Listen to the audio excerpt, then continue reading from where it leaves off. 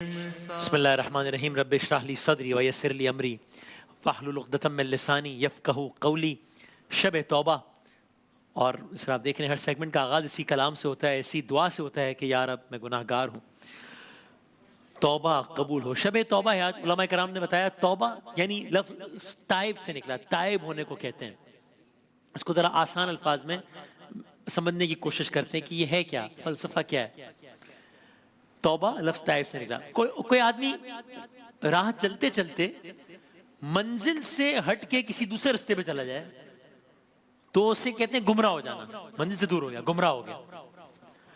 تو اب اس آدمی کو جو گمراہ ہو گیا اس کو منزل تک پہنچنا ہے تو اس کے لیے سب سے پہلی بات کیا ضروری ہے؟ ضروری ہے کہ وہ اس بات کو قبول کرے کہ ہاں میں غلط رستے پہ چلا گیا ہوں.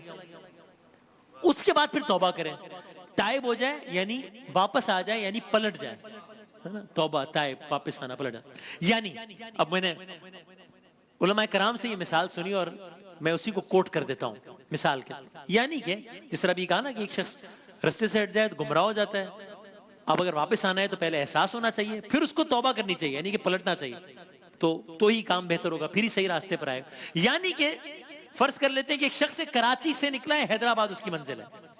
تو کراچی سے ایک شخص جا رہا ہے، حیدرآباد جا رہا ہے. غلطی سے وہ کسی اور شہر کی طرف چلا گیا تو اس کی راہ، فار ایگزامپل اس کا راستہ یوں ہونا چاہیے تھا کراچی سے حیدرآباد، وہ غلطی سے کسی اور راستے پہ چلا گیا. تو اب ٹیکنیکلی اسپیکنگ یہ آدمی یہ گمراہ ہو گیا، غلط راہ لے لی نا اس نے، یہ گمراہ ہو گیا. یہ اب آدھے راستے پر یا راستے میں کسی بھی مقام پہ اس شخص کو اندازہ ہوتا ہے کہ میں غلط راستے پر ہوں. تو اس کو ظاہر ہے کیا کرنا چاہیے؟ تو کوئی بھی آدمی یہ کہے گا کہ اسے کرنا چاہیے کہ اب اس کو اندازہ ہو گیا کہ بھائی میں تو غلط راستے میں گمراہ ہوں، فوراً اپنا راستہ بدل لے. اچھا تو میں نے جن سے مثال سے انہوں نے کہا کہ ایک سوال ہے بتائیے.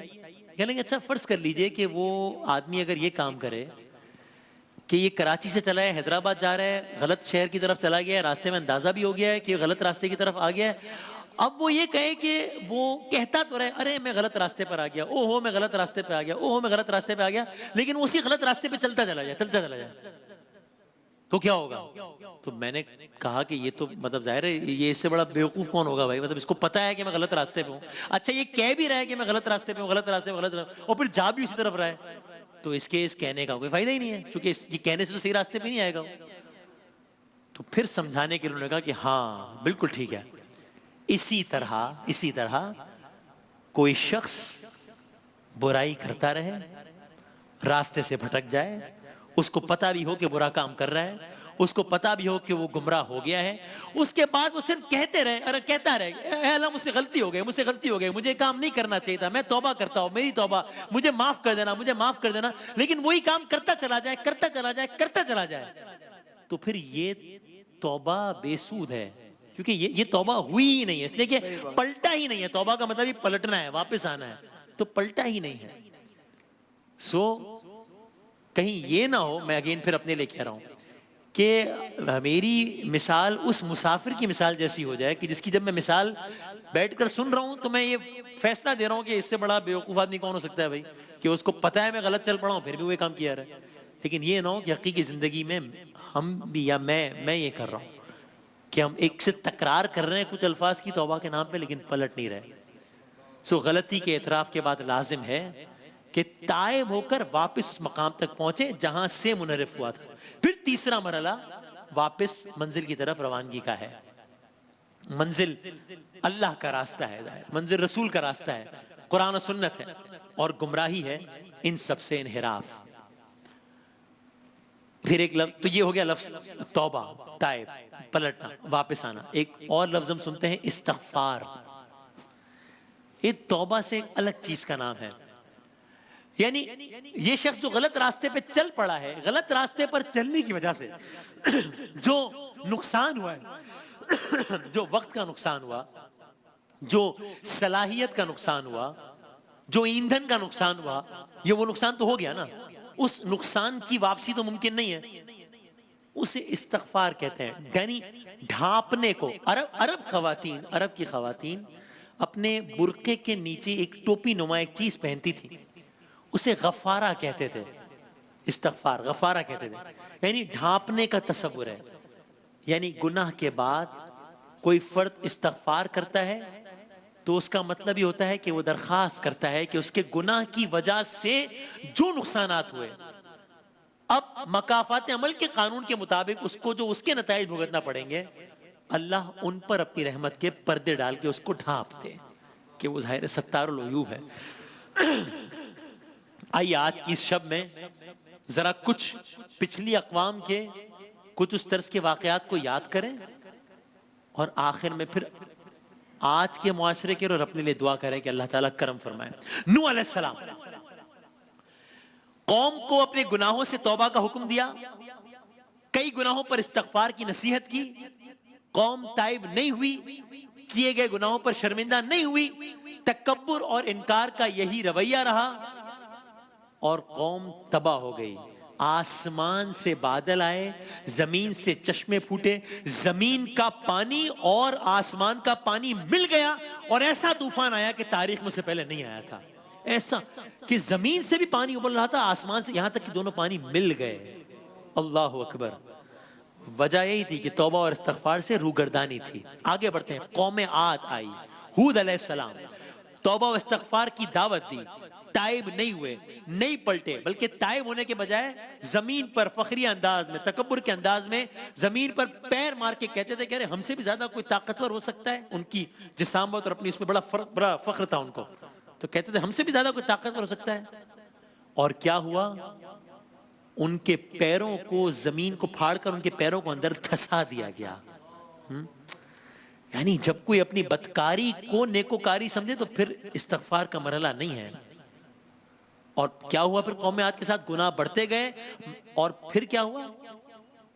ان کی ایک عظیم الشان ہواؤں کو ان کی بستیوں کی طرف بھیجا گیا، آندھیوں اور مرغولوں میں تبدیل ہوئیں. اور جب وہ مرغولوں میں گھر کر، وہ قوم عاد کے لوگ، یہ آیات کی بھی تشریح ہے یا ترجمہ ہے اپنے الفاظ میں، مرغولوں میں تبدیل ہو کر جب وہ مرغولوں میں گھر کر آسمان کی طرف بلند ہوتے تھے اور پھر جب زمین کی طرف پلٹتے تھے تب توبہ کرتے تھے، لیکن تب بہت دیر ہو چکی تھی. تو کوئی ایسا نہ تھا جس کی گردن اس کے جسم پر باقی رہی ہو. کہا کھجوروں کے بڑے بڑے تنوں کی مانند 400 لاشیں بکھر گئیں.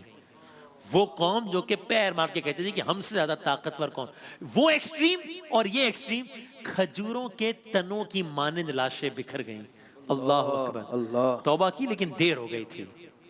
آگے بڑھتے ہیں. قوم سمود سر اٹھایا، پہاڑوں میں گھر بناتے تھے. ان کو اپنے جو یہ فن تعمیرات تھی اتنے عالی شان، آج بھی اگر ان کی باقیات دیکھیں انسان حیران ہو جاتا ہے کہ اس زمانے میں اتنے بڑے بڑے تعمیرات، اتنی عظیم الشان تعمیرات.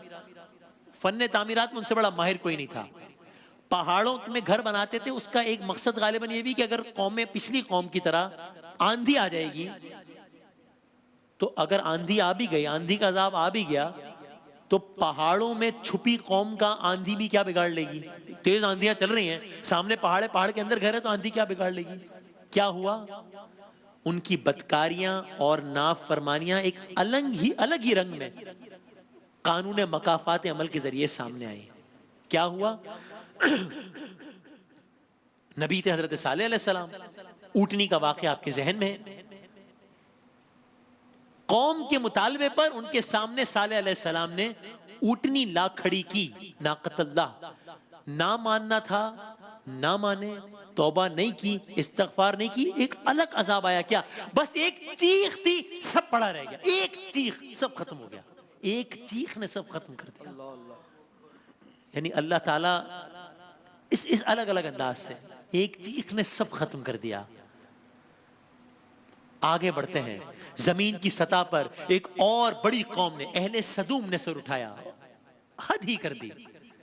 یعنی اگر یہ کہا جائے تو غلط نہیں ہوگا کہ باقی قوموں نے تو گمراہی اختیار کی، یعنی جو فطرت کی راہ تھی اسے دائیں مڑ گئے یا بائیں مڑ گئے. کوئی تھوڑا آگے گیا، کوئی زیادہ آگے گیا، کسی نے کم گمراہی اختیار کی، کسی نے زیادہ گمراہی اختیار کی. لیکن یہ جو تھی اہل سدوم، قوم لوط، حضرت لوط علیہ السلام، یہ نہ دائیں گئے نہ بائیں گئے. انہوں نے تو فطرت کے بالکل مخالف سمت میں سفر شروع کر دیا. ہم جنس پرستی، محفلوں میں بدکاری کی بانی یہ قوم تھی. توبہ کی دعوت دی گئی، کہا گیا واپس فطرت پر آ جاؤ، لیکن فطرت کی مخالفت کی لت پڑ چکی تھی. بس جیسے یعنی کیا ہوا، جیسے الٹے وہ ہوئے، آسمان والے نے بھی ان کو ویسا ہی اوندھا کر دیا. یعنی گویا اگر میں یہ کہوں آسمان والے نے بھی ان کو ویسے ہی اوندھا کر دیا، یعنی گویا ان کی چھتیں ان کا فرش بن گئی، ان کی چھتیں فرش بن گئی. اللہ اللہ. اللہ اکبر. آگے بڑھتے ہیں. نوح علیہ السلام، آسمان سے پانی کی بارش ہوئی تھی. قوم یعنی جس طریقے سے ان قوم نوح علیہ السلام، جہاں سے ہم نے شروع کیا تھا، قوم نوح علیہ السلام پر آسمان سے پانی کی بارش ہوئی تھی، اس قوم پر آسمان سے پتھروں کی بارش ہوئی تھی. یہ انجام تھا تائب نہ ہونے کا اور مغفرت سے منہ موڑنے کا. بس یہ گفتگو یہاں پہ تمام ہو رہی ہے کہ یہ ہم نے مختلف اقوام پر کیا کیا عذاب ہے جب توبہ و استغفار نہیں کیا، اور الگ الگ سب کے گناہ تھے. اب میں اور آپ یہ سب جانتے ہیں کہ یہ ساری برائیاں آج بھی کسی نہ کسی درجے میں موجود ہیں، بلکہ کچھ بہت آگے کے معاملات بھی ہیں. اللہ اکبر. اب یہ میرا منصب نہیں ہے، یہ بحث تو علماء کی ہے، وہ ہمیں بتائیں، وہ بتاتے ہیں کہ مثلا یہ کورونا کی وبا ہو یا کوئی اور معاملہ ہو یا کوئی اور وائرس ہو یا کوئی اور چیز ہو یا کوئی اور طوفان ہو یا کوئی اور آندھی ہو یا کوئی اور والکینو برسٹ ہو رہا ہو، یہ ساری چیزیں ہو رہی ہوں تو یہ عذاب ہیں، یہ امتحان ہے، یہ نیچرل فینومینا ہے، یہ کچھ اور ہے، یہ علماء بتائیں. کیا ہونے جا رہا ہے یہ اللہ ہی جانتا ہے. لیکن میں اور آپ، یعنی اس سارا ماضی کے جھروکوں کے بعد میں سیدھا 2022 میں آ گیا، میں اور آپ یہ ضرور جانتے ہیں کہ ہم میں سے کوئی اگر آج مر جائے تو چند گھنٹوں کے بعد قبر میں اس کے لیے تو قیامت شروع ہو گئی، اس کی قیامت شروع ہو گئی. اللہ اکبر. تو بس وقت ہے میرے پاس کہ ابھی ہم میں توبہ کر لوں اللہ اکبر. اور اپنے کیے ہوئے گناہوں پر استغفار کر لوں. آمین. یعنی میری نظر میں سب سے بڑی اگر نعمت کوئی ہے جو اس رات اگر شیئر کروں میں تو زندگی کی وہ مہلت ہے جس میں ہم ابھی توبہ اور استغفار کر سکتے ہیں، اس میں کر سکتے ہیں. میں بس اسی چھوٹے سے واقعے کے ساتھ گفتگو کا اختتام کرتا ہوں کہ ہم نے پچھلی اقوام کے عذاب سنے، پھر ہم 2022 میں آج کی بات کی اور پھر آگے کی بات کی کہ اگر کوئی ابھی مر جائے تو اس کے لیے تو قیامت شروع ہے. اب سرکار دو عالم صلی اللہ علیہ وآلہ وسلم نے کس انداز سے سمجھایا کہ یہ زندگی جو ابھی میں اور آپ جی رہے ہیں وہ کیا ہے اور وہ زندگی جو میں نے اور آپ نے جینی ہے وہ کیا ہے. اس کی ان دونوں لائفز کی کوالٹی کا کیا فرق ہے اور دونوں لائفز کی کوانٹٹی کا کیا فرق ہے، یہ کس انداز میں سمجھایا. الفاظ ظاہر ہے میرے اپنے ہیں، لیکن یہ واقعہ جب میں نے سنا یہ سمجھانے کا انداز تو میں اپنے طور پہ ہل کے رہ گیا کہ گویا ایک سمندر ہے جہاں چاروں طرف دریا سمندر پانی ہی پانی ہے، صرف کوئی زمین کا نام و نشان نہیں ہے، ہر طرف پانی ہی پانی ہے.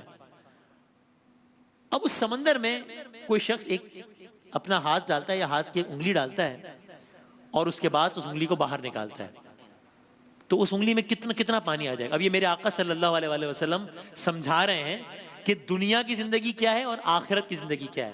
تو اس انداز سے سمجھایا کہ سمندر میں اگر کوئی شخص پانی میں ہاتھ ڈالے، ایک انگلی ڈالے اور پھر اس فوراً ہاتھ کو اوپر اٹھا لے تو اس انگلی میں کتنا پانی آ جائے گا، تر ہو جائے گا. مطلب کیا ہوگا، نہ ہونے کے برابر.